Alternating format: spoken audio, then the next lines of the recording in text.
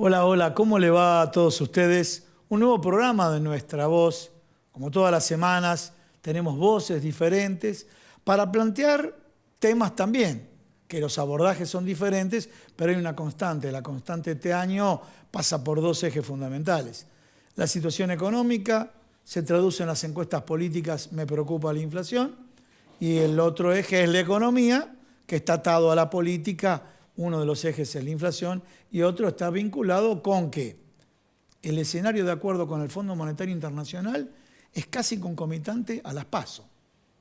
Cuando se cierran las listas, va a tener el gobierno la aprobación del primer trimestre, la aprobación o no, del primer trimestre del acuerdo con el Fondo Monetario Internacional. Se imaginan los medios de comunicación, si se cumple o no se cumple, lo que pueden decir o dejar de decir, ¿no?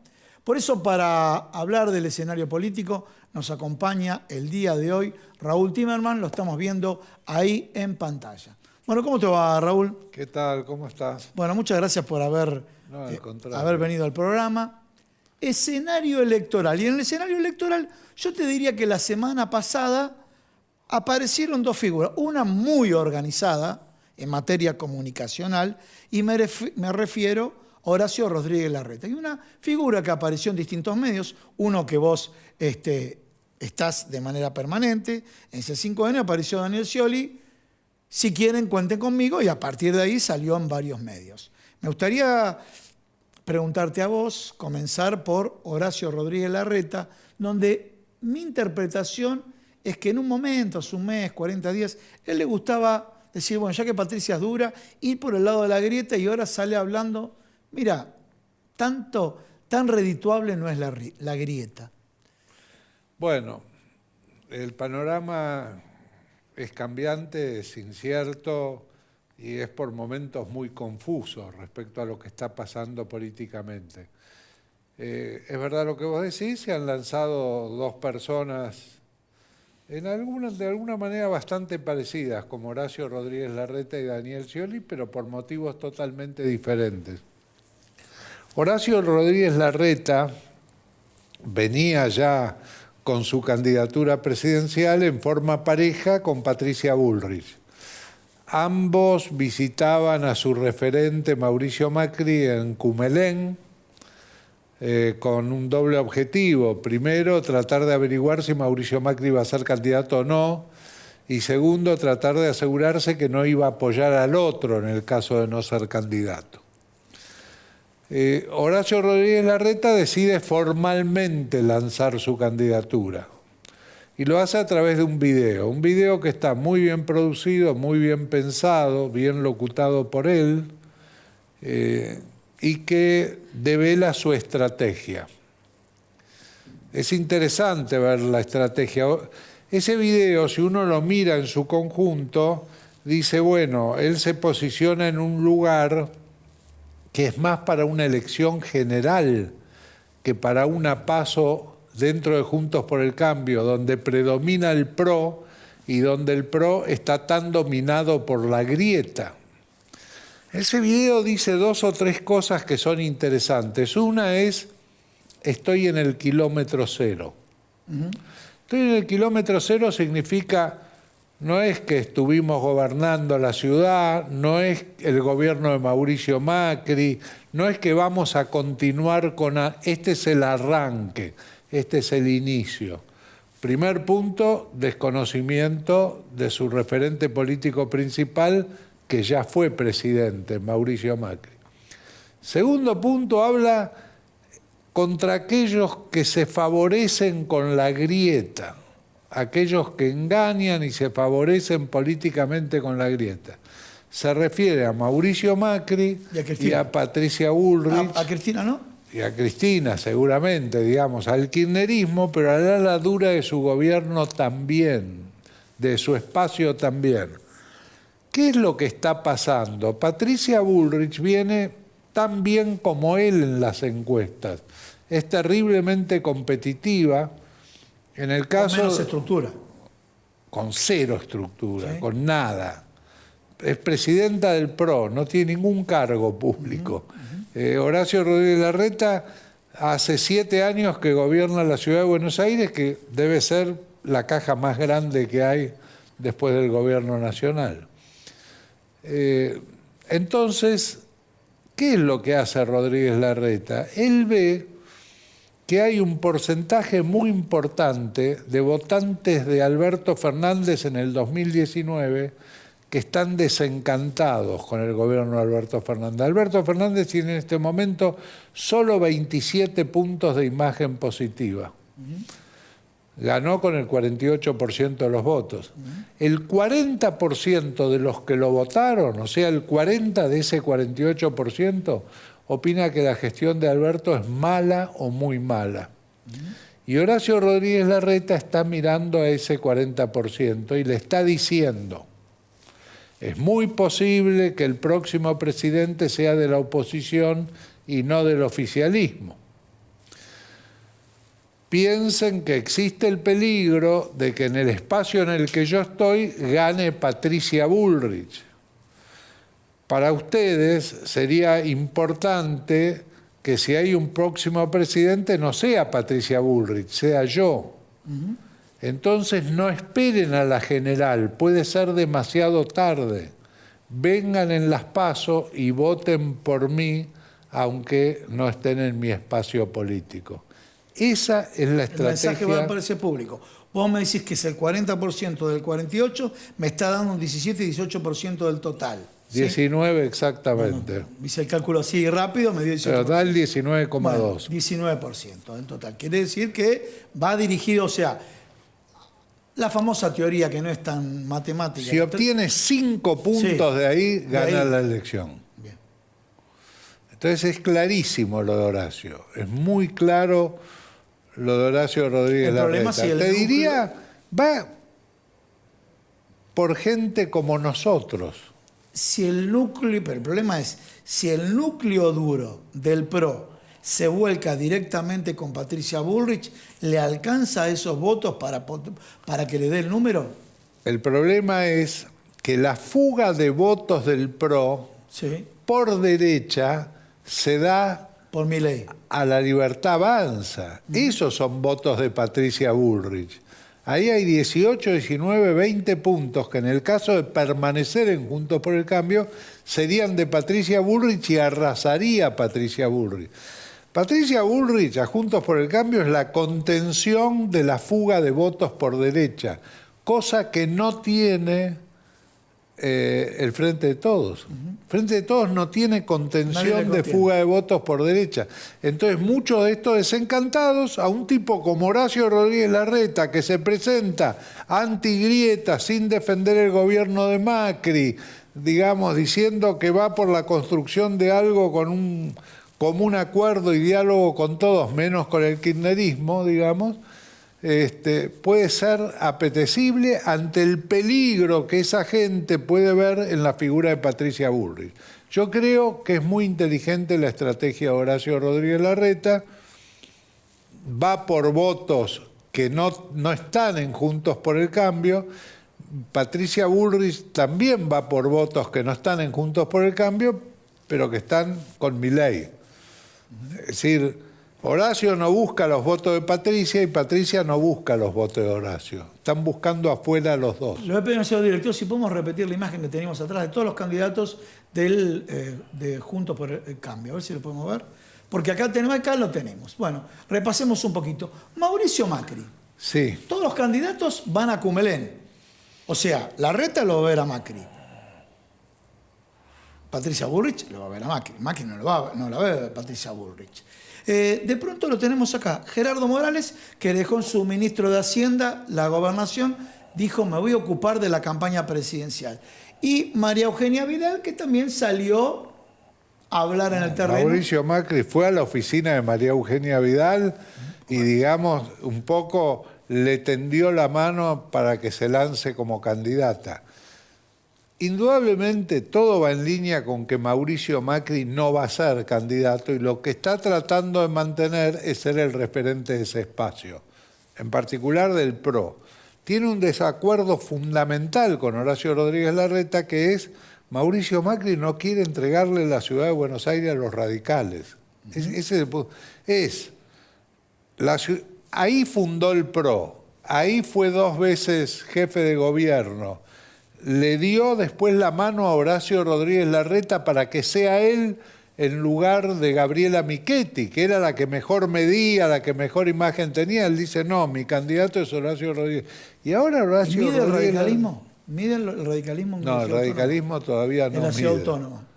No, tampoco. Bueno, en la ciudad con Martín Lustó sí mide, no mide lo que medía antes de Martín Lustó, porque Martín Lustó recibía todos los votos del progresismo cuando iba contra Larreta. Ahora está dentro de Juntos por el Cambio, está con un puntaje, creo que va segundo de Jorge Macri en este momento y tiene un nivel bastante parecido al de Leandro Santoro. ¿Qué pasa con Facundo Manes? El haberse atrevido, a criticar a Juntos por el Cambio, ¿le costó caro? Facundo Manes ha sido sacrificado por la Unión Cívica Radical. ¿Ah, sí? Facundo Manes era un candidato ideal, era nuevo en la política, tenía un nuevo lenguaje, salió en la provincia de Buenos Aires, el distrito más difícil, hizo una muy buena elección, le permitió a Juntos por el Cambio ganar la elección, si no es por él no la ganan esa elección.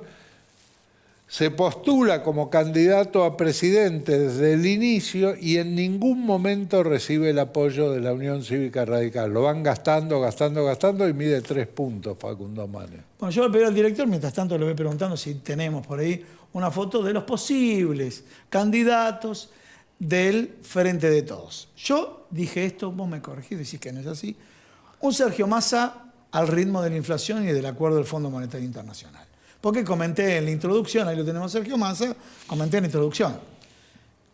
En el mes de las PASO es la aprobación del primer trimestre de la gestión del acuerdo con el fondo, donde ya en ese primer trimestre, el primer mes, ya dio mal en cuanto el superávit comercial porque dio déficit, ¿sí? En cuanto a crecimiento del PBI, un informe del CEPA, Centro de Economía Política Argentina, conducido por Julia Estrada, Hernán Lecher y demás, dijo, bueno, me piden un crecimiento del PBI que no se va a llegar. De alguna manera lo tenemos ahí un Sergio Massa que si llegaba a la aspiracional de inflación del 3,5% y le es apetecible. Te menciono 3, mencionamos recién a Daniel Scioli, un Guado de Pedro que de alguna manera dice, ¿dónde voy? Como diciendo que él está en todos lados, me piden por Cristina Fernández. Pero yo trato de inferir, bueno, Cristina lo va a ungir, si no va, lo va a ungir a Guado de Pedro. Un Daniel Scioli que aparece que dice, bueno, si quieren, cuenten conmigo. Bueno, y después hay otros, bueno, Alberto Fernández, no lo mencioné, que también está haciendo ruido, porque de alguna manera que Alberto Fernández diga, sí, soy candidato, no sé tu opinión, ahí lo tenemos a Alberto, no sé tu opinión, qué es lo que piensa Cristina cada vez que escucha a Alberto que quiere ser candidato. Bueno, primero vos mencionaste a Sergio Massa. Sergio Massa. ¿Viste cómo Jorge Asís lo llama? ¿Viste que tiene sobrenombre? Sí, obvio. A Sergio Massa lo llama el profesional. El profesional. Sergio Massa es un profesional de la política, es un hombre que domina todos los campos de la política, tanto desde el punto de vista del legislativo como del ejecutivo, como las campañas electorales, como el testeo de la opinión pública. Sergio Massa va a decidir a último momento y no va a decidir solo en función de si reduce o no la inflación. A ver, ¿qué otro elemento vamos a tener en cuenta? Va a tener en cuenta en ese momento si se puede convertir en el jefe del espacio político Frente de Todos o no. Primer punto, si puede tener o no chances de ganar las elecciones. Bueno, yo quería ir por ahí. Sí. Ese es el primer punto de todo. La pregunta es, ¿con Segundo punto es si le puede redituar en su carrera política. Es muy joven, tiene 50 años.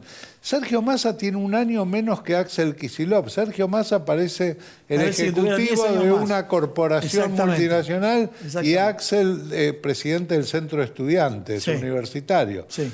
Bueno, Sergio Massa es un hombre muy formado políticamente.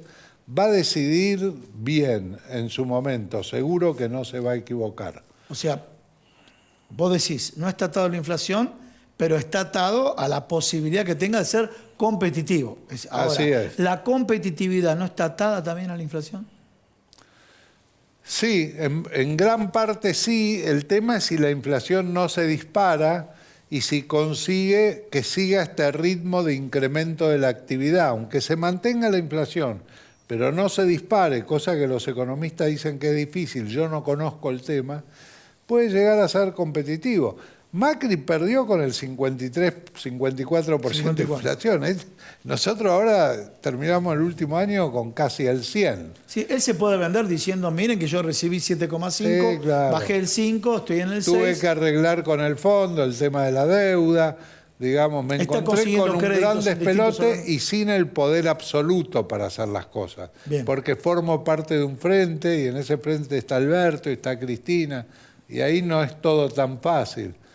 Quizás voy por la presidencia, yo creo, demostré, si él considera que pudo haber demostrado que puede manejar económicamente el país, puede ir por el poder total que significa el sillón de Rivadavia, digamos. Bien. Raúl, cerramos con esto. Se dice siempre que la madre de todas las batallas es la provincia de Buenos Aires. Primera pregunta, si se va a repetir que la provincia sea la madre de todas las batallas. Estuvimos viendo contigo, con Gira Wilker, con Pablo Romá y demás. Qué bueno que Axel Kicillof mide bien. Cuando te diría lo que yo infiero, si superponemos las mediciones de los candidatos a presidente del Frente de Todos y a gobernador, Axel Kicillof está por encima. Sí. ¿Cómo va a ser esa madre de todas las Bueno, indudablemente. Bueno, primero, pongámonos en número. En la provincia de Buenos Aires el 38% del electorado. Sí. Pero hay otro 38%. El 38% del electorado es menor de 35 años. Sí. Entonces, es tan importante los jóvenes en la elección como la provincia de Buenos Aires. Sí. Yo creo que en esta elección la madre de todas las batallas va a ser ganarse a la juventud. Ahí, no la provincia de Buenos Aires. Ahí tenemos los libertarios, me parece. Bien.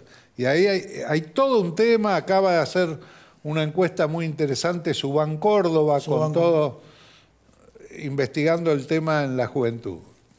Respecto a la provincia de Buenos Aires, indudablemente el que mejor mide a nivel individual es Axel Kicillof, no cabe ninguna duda de eso. Muy favorecido por el que haya terceros espacios. Yo no sé qué sucedería si va solo uno de Juntos y uno por el Frente de Todos, pero la cuestión es que ahora, entre Spert, Burlando, que se acaba de lanzar, más el candidato de Milei, se llevan 17, 18, 20 puntos. Bueno, eso favorece muchísimo a Axel Kicillof. En esas condiciones, el próximo gobernador, siendo que no hay balotaje en la provincia de Buenos Aires, solo primera vuelta, puede ser él. Sería Axel Kicillof. Muchísimas gracias, Raúl. No, gracias a vos. Un placer que estés acá, ¿eh? Muchas gracias. Señores, ahora sí vamos a un pequeño corte. Quédate con nosotros acá en Nuestra Voz. Atilra es artífice de un proyecto solidario, colectivo y social.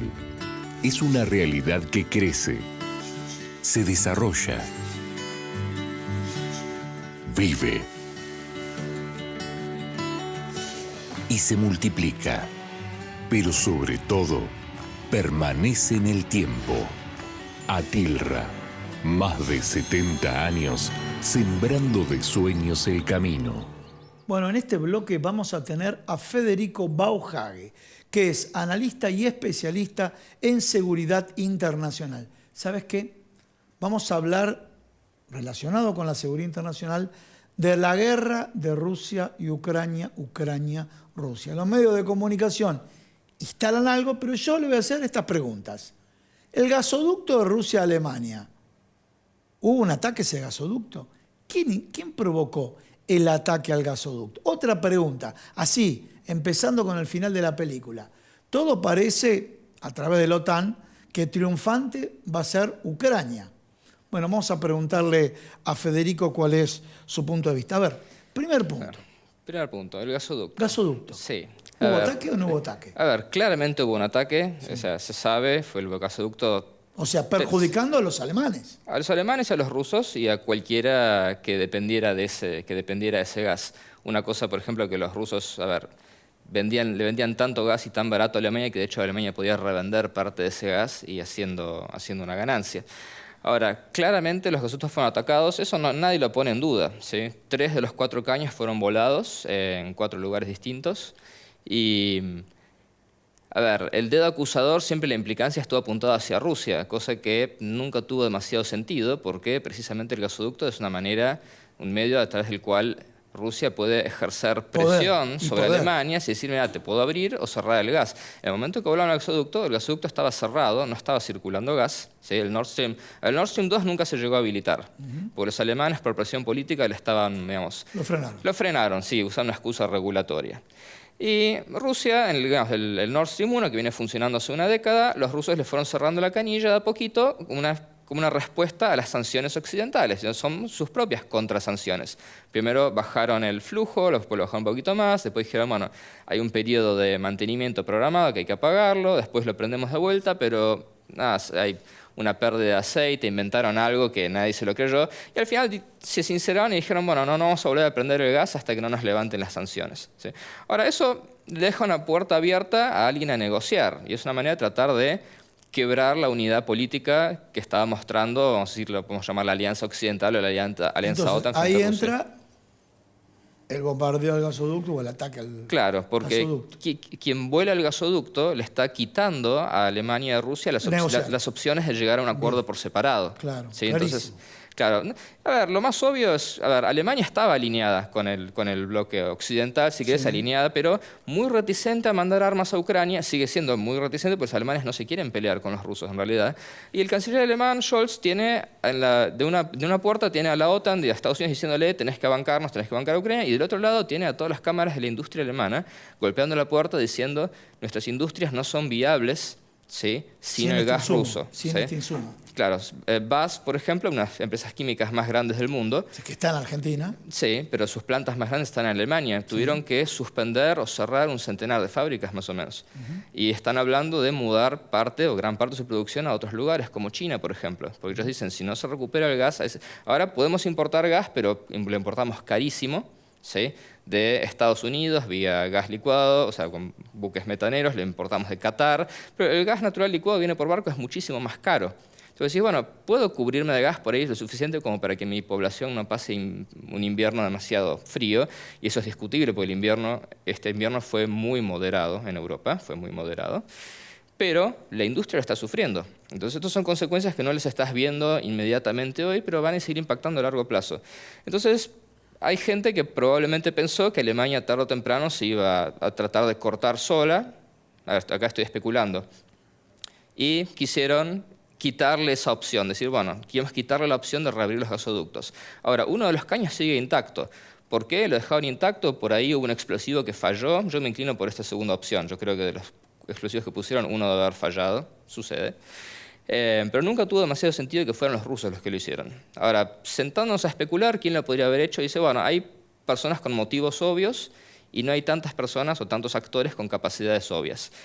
Ucrania tendría el interés de hacerlo. Hay una versión que anda dando vueltas por ahí, que fue un grupo de, vamos a decir, emprendedores ucranianos que alquilaron unos botes y unos trajes de buceo y fueron a poner las cargas ellos mismos. Me parece un poco más difícil de creer. El artículo de Hersh dice que fueron buceadores de la Armada de Estados Unidos, especialmente entrenados, que colocaron las cargas con un mecanismo para detonarlas varias semanas más tarde. ¿Sí? Como para que no parezca tan obvio que fueron ellos. Lo ideal, en un mundo ideal, el resto del periodismo haría lo mismo que cuando pasó, no sé, lo de Watergate, ¿sí? O cualquier otro escándalo que destapó un periodista reconocido como Hersh, se pondrían a investigar a fondo qué tanto hay de verdad, ¿sí? Porque si esta fue una operación, digamos, tiene que haber mucha más gente involucrada con conocimiento de la operación. Así que si el periodismo se pone a hurgar, probablemente tarde o temprano encontrarían fuentes. Parece haber muy poco interés en investigar nada de esto, o sea, por parte del periodismo. Probablemente tenemos que esperar un par de años hasta que sea políticamente menos sensible. Bueno, dijiste periodismo, viste que la televisión, conoces mucho el tema, lo dominas, los tiempos de la televisión son tiranos. Parte del periodismo instala en los medios, y con el refuerzo que va a tener de helicópteros, el refuerzo de armas, la visita de Joe Biden, quien va a ganar va a ser Ucrania. Sí. ¿Cuál es tu análisis fuera de los medios de comunicación con los datos objetivos, no con análisis de medios. Sí, el análisis de medios tiene bastante de fantasía. Sí. Vamos a decir, es una narrativa que nos gusta. A ver, Ucrania ha dominado el espacio informativo desde el primer día. Hay un académico que mencionó una frase, me gustó mucho, dice: Ucrania está ganando la guerra en Twitter, Rusia la está ganando en el campo de batalla. ¿Es Ahora, así? depende, va por etapas. Bueno, ¿sí? Rusia empezó la guerra cometiendo muchas torpezas, ¿sí? Y quisieron hacer una operación de cambio de régimen, quisieron hacer lo que hizo Estados Unidos en Irak en 2003, pero les salió muy mal. De hecho, quisieron imitar lo que hace Estados Unidos. ¿Por qué? Porque querían un régimen amigo en Ucrania. Ahora, eso fracasó. ¿Eso qué significa? ¿Van a retirarse? ¿Vamos a decir, bueno, fracasamos, nos damos por vencidos? No, ya estás metido en la guerra, ¿sí? Vamos a seguir dándole para adelante. La realidad es que hay una gran disparidad de fuerzas entre Ucrania y Ucrania solamente se sostiene por el apoyo, no solamente en armas, sino en dinero que Occidente le está dando, ¿sí? Hubo una fase, digamos, inicial donde los rusos pudieron avanzar bastante, después hubo una fase donde los ucranianos pudieron recuperar territorio en Kharkov y en Kherson, pero los lugares donde Ucrania recuperó territorio son lugares que apenas estaban... En Kharkov está prácticamente no defendido. ¿Por qué? Porque los rusos entraron con una fuerza muy pequeña, no se prepararon para una gran guerra. Cuando alguien dice, no, los rusos se prepararon para invadir y anexar Ucrania, no sé si eso con 150.000 hombres, sí, que es más o menos lo que se calcula de la fuerza inicial de invasión. No se puede ocupar un país de casi 40 millones de habitantes con 150 o 200.000 hombres.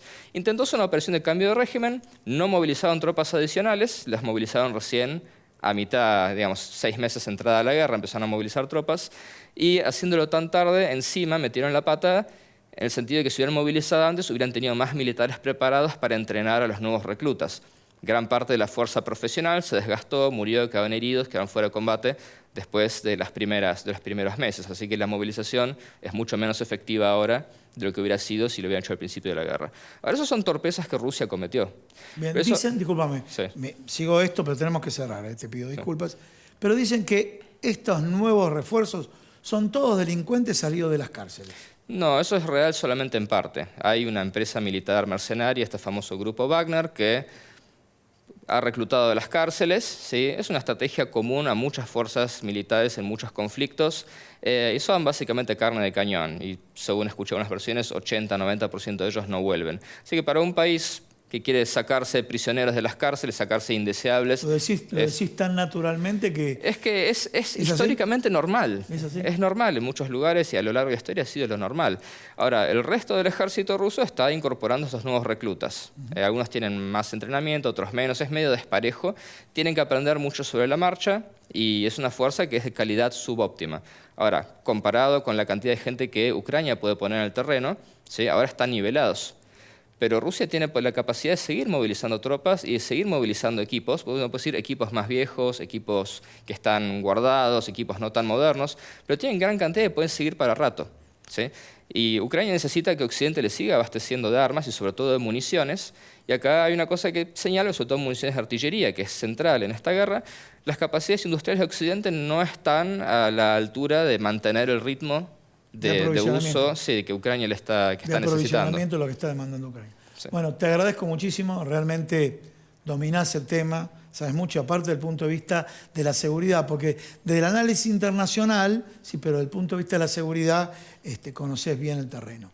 Igual voy a utilizar una frase de León Gieco, no tiene nada que ver. Solo le pido a Dios que la guerra no me sea indiferente, no me es indiferente y ojalá se termine cuanto antes. Muchísimas gracias. Por favor. Señores, me despido de todos ustedes. Nos vemos el próximo sábado, en la edición especial de los días sábados, donde se reviven todas las temporadas del Centro Cultural Low y también los convoco para el próximo jueves con mucho más Nuestra Voz.